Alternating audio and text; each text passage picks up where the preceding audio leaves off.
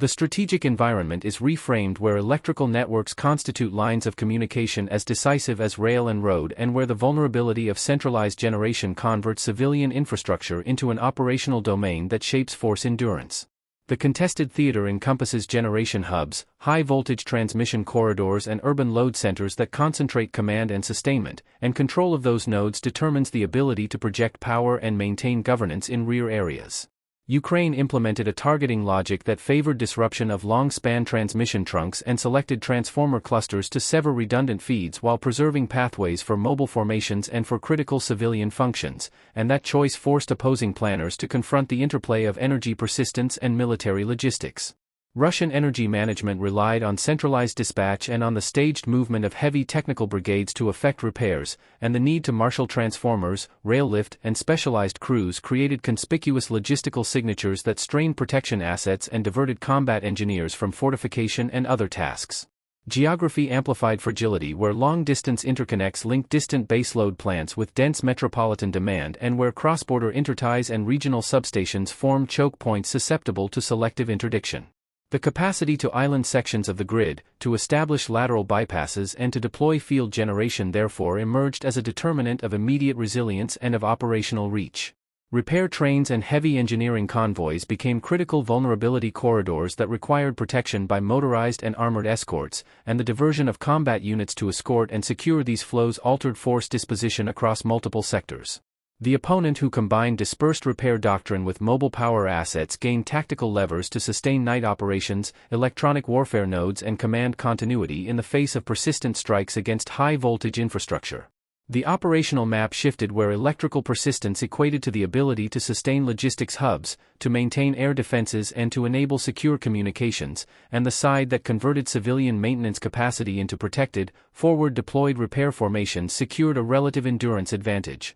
The dynamics of adaptation produced a contrast between distributed energy solutions that emphasized microgrids, modular generation and rapid switchgear, and centralized restoration approaches that required heavy replacements and intact rail corridors, and this contrast manifested politically as a divergence between visible resilience in contested regions and a narrative of systemic degradation where centralized displays of continuity masked extensive localized failures. The interplay of engineering, protection and intelligence shaped the tempo of restoration because reconnaissance validated vulnerabilities and because interdiction of spare parts convoys reduced the throughput of restoration pipelines, hence operational security of repair axes became as essential as air defense of logistical hubs. The reintegration of private sector crews into military protected task forces multiplied repair capacity but also necessitated secure supply chains for transformers, insulating oil, and specialized tools, and the depletion of inventories forced prioritization of nodes for reconnection based on tactical necessity rather than political symbolism.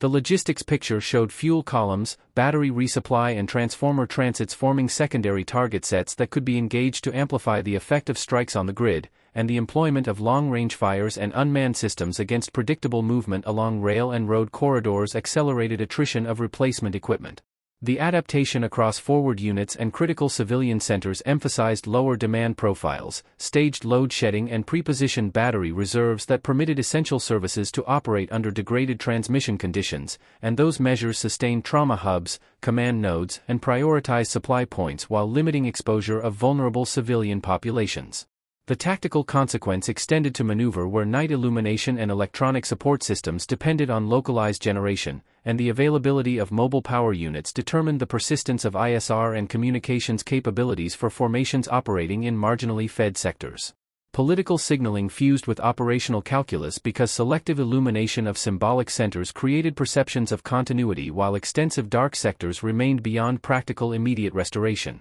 And the necessity to conceal the scale of outages imposed constraints on strategic messaging that in turn reflected the operational reality of limited heavy lift capacity and of contested logistics. The cumulative effect reframed strategic calculations where electrical resilience became a component of operational endurance and where the ability to sustain command, control and sustainment under persistent disruption dictated the margin between tactical persistence and operational exhaustion. The side that integrated dispersed energy assets into force structure, that secured repair axes with dedicated protection units and that preserved inventories of modular switchgear and spare transformers thereby reduced the strategic efficacy of strikes aimed at centralized generation, while the opponent that remained dependent on long lead restoration protocols exposed itself to protracted degradation and to visible governance failures. The operational design prioritized disruption over destruction and hinged on a sequence of actions that integrated intelligence, cyber shaping and precision kinetic effects to render centralized dispatch ineffective while preserving the physical assets required for deliberate restoration when security and logistics permitted.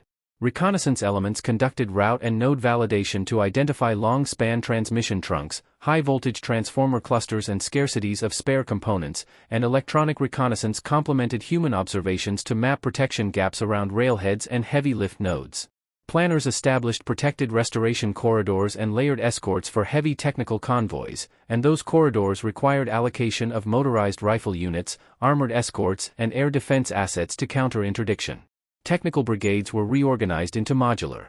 detachments capable of staged deployment with prefabricated switchgear, foundation frames for transformers and insulated oil handling equipment, and logistics planners prioritized rail capacity, heavy lift platforms and fuel columns to sustain movement of replacement components. Energy resilience units embedded with territorial defense and with civil repair brigades rehearsed rapid islanding procedures, sequential reconnection protocols and prioritized load schedules that placed medical facilities, command nodes and fuel distribution points at the head of restoration queues. Cyber and electronic operations executed parallel shaping by degrading remote telemetry and by complicating centralized dispatch decisions, creating windows for physical interdiction of spare part movements and for selective targeting of feeders that produced maximal impact on metropolitan load without annihilating generation capacity that would create long-term humanitarian collapse. Liaison channels with private sector operators secured access to critical inventories while military protection task forces provided security for repair sites and for transits of heavy equipment,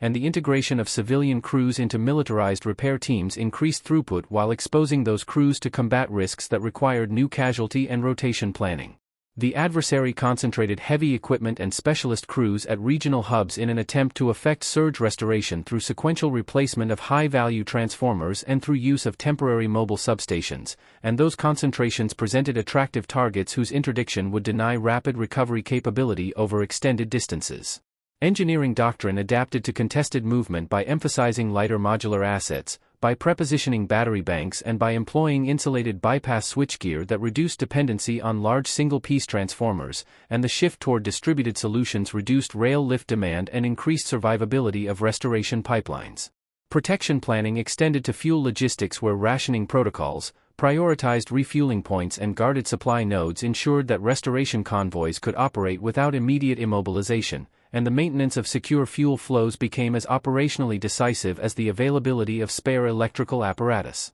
Electronic warfare and long-range fires targeted predictable repair axes and command nodes, and countermeasures included camouflage of convoy signatures, dispersal of repair parties and the use of alternate unimproved routes that traded speed for survivability. Operational reserves were allocated to form rapid reaction detachments tasked with securing newly reconnected nodes and with interdicting enemy attempts to retake or to sabotage restored infrastructure, and those detachments required cross-training in engineering protection and in anti-unmanned system tactics. The political imperative to maintain visible continuity of governance pressured planners to prioritize reconnection of symbolic centers while operational necessity demanded that combat-essential nodes receive precedence, and commanders reconciled these demands through staged reconnection that balanced public perception with tactical endurance. The cumulative preparation altered force posture by imposing protection requirements on combat formations, by diverting specialized engineering assets from fortification and by creating a secondary theater of operations focused on control of repair corridors and of spare inventories.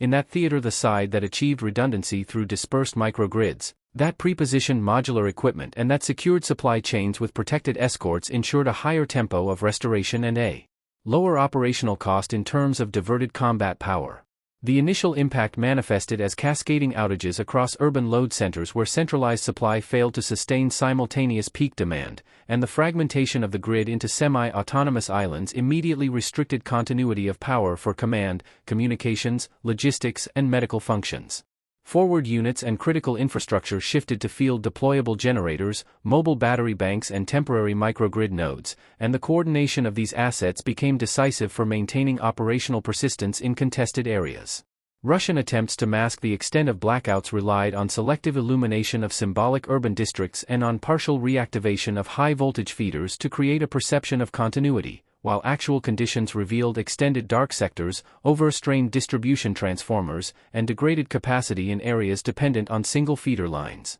Repair brigades deployed rolling reconnection protocols prioritizing trauma hubs, fuel distribution points and command centers, and engineering detachments conducted live rerouting of circuits to maintain critical node functionality despite sustained disruption. Tactical units encountered limitations in night operations as illumination, surveillance systems and electronic communications depended on localized generation, and the ability to maintain ISR persistence hinged on the availability of mobile generators and forward battery reserves. Convoys transporting spare transformers and heavy equipment moved along rail and highway corridors under threat from indirect fires, unmanned systems, and interdiction teams, slowing the reinforcement of repair nodes and complicating restoration schedules. Civil engineering teams adapted by employing modular switchgear and incremental reconnection, establishing temporary bypasses and isolating failure points, and field power units formed distributed nodes to ensure continuous service to critical sectors. Secondary effects emerged across industrial complexes, rail signaling systems and fuel distribution networks,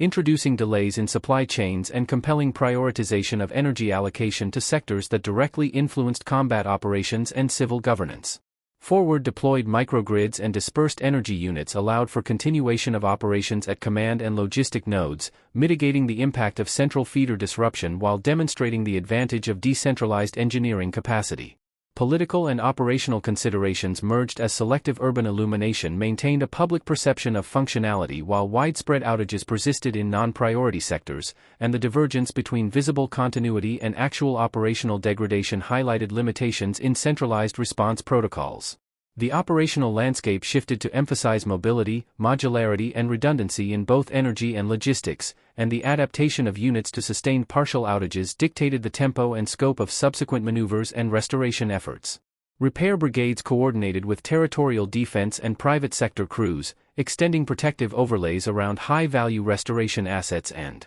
ensuring uninterrupted access to spare components, while adversary forces recalibrated their priorities to secure railheads and repair corridors critical for heavy lift operations. The cumulative effect established a dynamic where control of repair logistics, mobile generation and microgrid deployment determined the endurance of operational nodes, and the side that integrated distributed energy capabilities within its command and sustainment framework maintained a relative advantage in sustaining operations under continuous disruption. The operational development transitioned to systemic adaptation, where dispersed energy assets, microgrids and mobile engineering units created a resilient network capable of maintaining essential functions under sustained disruption. Repair doctrine evolved to favor incremental reconnections, lateral bypasses, and modular switchgear deployment, while armored and motorized escorts protected high-value convoys carrying transformers, insulated oil, and prefabricated components. Ukrainian forces integrated private sector crews into militarized repair teams, expanding throughput while maintaining security,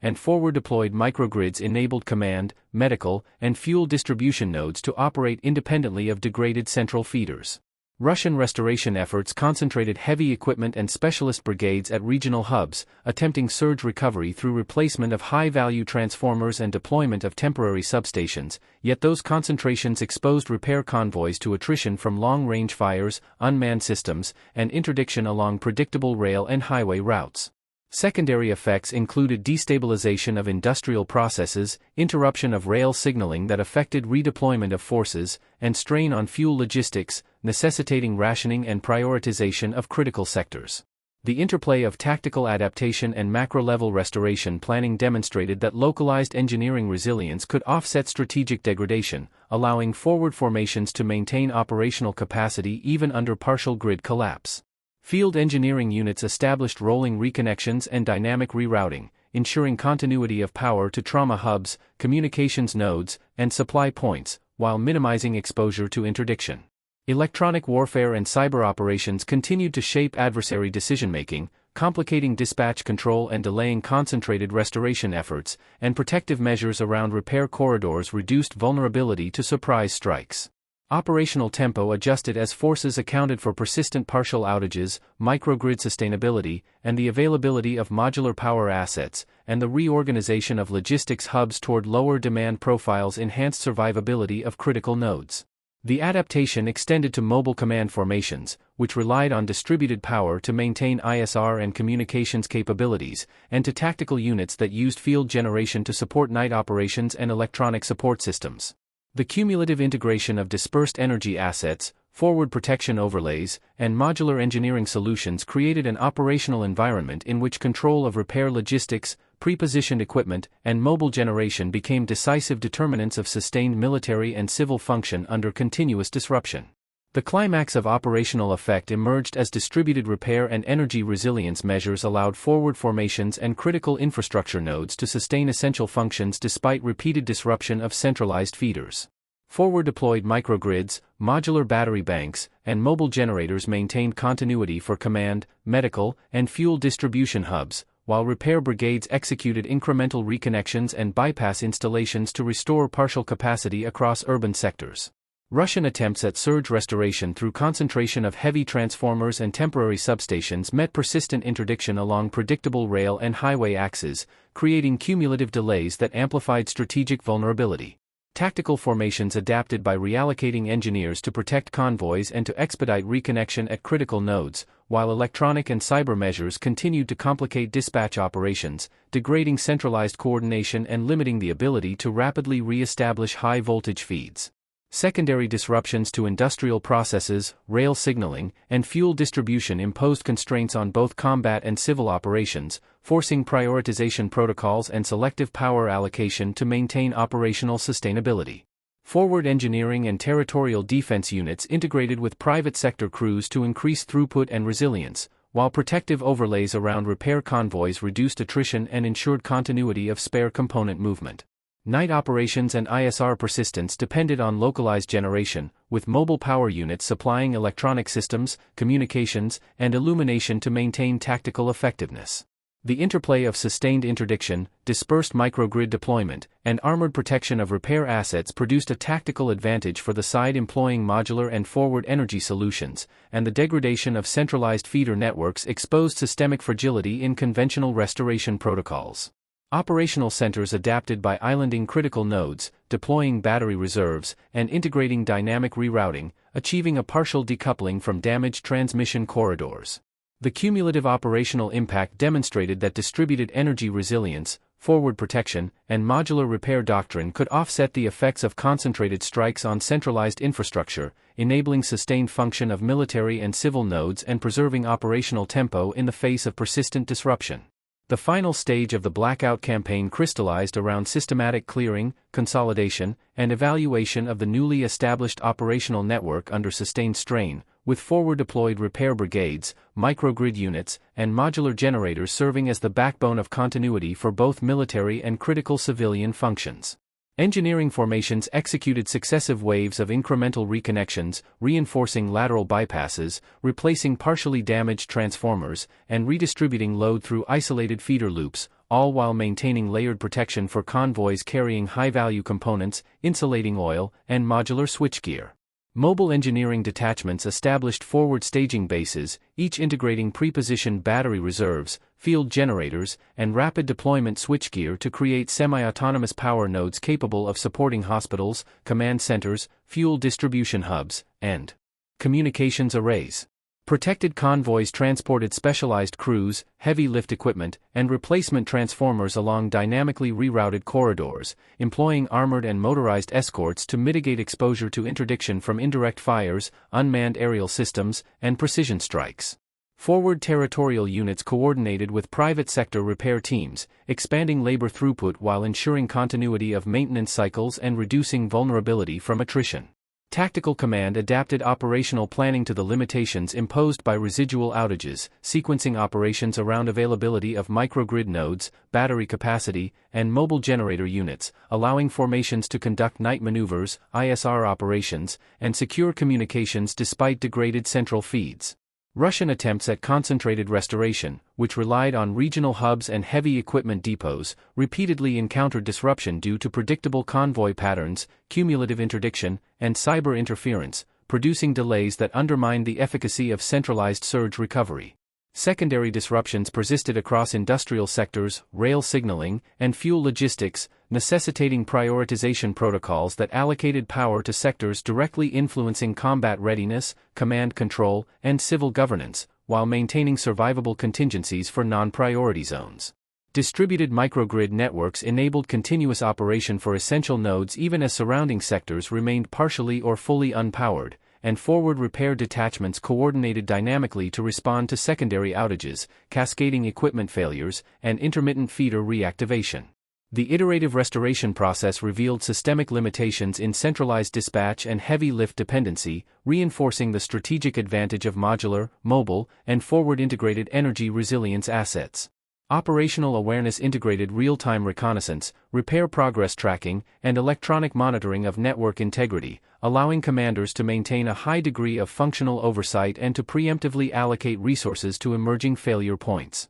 Night illumination, electronic warfare nodes, and tactical communications were sustained through this decentralized power architecture, permitting uninterrupted operational planning and execution despite partial system collapse. The consolidation of repair assets, protection of supply corridors, and integration of civilian technical expertise established a dynamic, resilient network that mitigated the immediate effects of the Blackout campaign, preserved critical operational capabilities, and enabled a controlled tempo of restoration across contested regions. Tactical and operational lessons highlighted the importance of forward prepositioning, modular repair doctrine, and protected logistics in sustaining both civil and military nodes under repeated disruption, while simultaneously exposing the vulnerability of heavy centralized restoration approaches dependent on predictable transport corridors and specialized crews. The combined effect of forward microgrid deployment, incremental reconnections, mobile generator distribution, and layered protection ensured that essential command, logistics, and medical nodes remained functional, providing a basis for continued operational persistence under conditions that would have rendered conventional centralized systems ineffective. The strategic consequences of sustained disruption to centralized electrical networks manifested across multiple dimensions of operational, logistical, and governance frameworks, producing a landscape in which resilience, redundancy, and distributed adaptation determined the persistence of military and civil functions. Tactical operations, previously reliant on uninterrupted metropolitan power for night illumination, electronic surveillance, ISR support, and communications, shifted to a model in which microgrids, modular battery banks, and forward-deployed mobile generators dictated the tempo and scope of maneuver. Command centers operating under partially disconnected grids coordinated through decentralized nodes, establishing layered control where secondary feeders, field generators, and lateral bypasses provided continuity for essential command, logistics, and medical networks. The integration of civilian technical crews into militarized repair formations amplified throughput and ensured sustained maintenance cycles, while protection of high-value convoys, armored escorts, and mobile engineering detachments mitigated attrition from long-range fires, unmanned systems, and precision interdiction. Industrial sectors, rail signaling systems, and fuel distribution networks, all dependent on high-voltage continuity, experienced cumulative delays, prompting rationing protocols and prioritization schemes that balanced operational necessity against limited energy resources. The adversary's reliance on concentrated restoration hubs and staged heavy lift deployment repeatedly exposed vulnerabilities, demonstrating the limitations of centralized surge recovery in a contested environment where logistical corridors were subject to interdiction and operational observation. Secondary disruptions, including cascading failures of transformers, localized overloads, and intermittent feeder reactivation, required continuous adjustment of both forward repair and defensive measures, embedding a feedback loop in operational planning in which real-time reconnaissance, repair progress tracking, and electronic monitoring guided resource allocation. Night operations, ISR persistence, and communications integrity were preserved not through restoration of the central grid, but through the deliberate deployment of forward microgrids, modular switchgear, and mobile generators, creating semi-autonomous nodes that insulated critical operations from systemic collapse. The contrast between adaptive decentralized energy solutions and the degradation of conventional centralized approaches highlighted a fundamental shift in operational leverage, where control over distributed repair logistics, protected convoys, and pre-positioned engineering assets dictated operational endurance and the ability to sustain both civil and military functions. Strategic assessment revealed that the maintenance of operational continuity depended on the systematic integration of forward engineering, modular generation, and protected logistics, transforming conventional vulnerabilities into operationally decisive nodes of resilience. The observed patterns indicated that centralized infrastructure, while symbolically significant, no longer represented the sole determinant of operational viability, and that distributed, resilient networks provided both tactical and strategic advantage by enabling sustained function under persistent disruption. Operational and political control was maintained through selective reconnection, prioritization of essential nodes, and deliberate concealment of residual outage sectors, producing an environment in which forward adaptation, modular deployment, and protective overlays defined the operational balance. The overall effect was a structural decoupling of essential functions from centralized supply, producing a dynamic system in which resilience, redundancy, and mobility became the decisive factors for sustaining command, control, logistics, and civil administration under conditions that would otherwise induce widespread systemic failure. The contrast between distributed adaptation and centralized fragility crystallized as a strategic lesson. The side capable of integrating modular energy assets, forward repair formations, and protected logistics not only preserved operational endurance but also shaped the broader operational landscape, maintaining both functional persistence and initiative despite repeated disruption and interdiction. Tactical persistence, logistical flexibility, and civil-military integration of technical assets collectively defined the operational environment, ensuring that the Blackout campaign, while impactful, did not produce irreversible collapse and instead highlighted the relative advantage of adaptive, resilient energy management as a force multiplier across contested regions.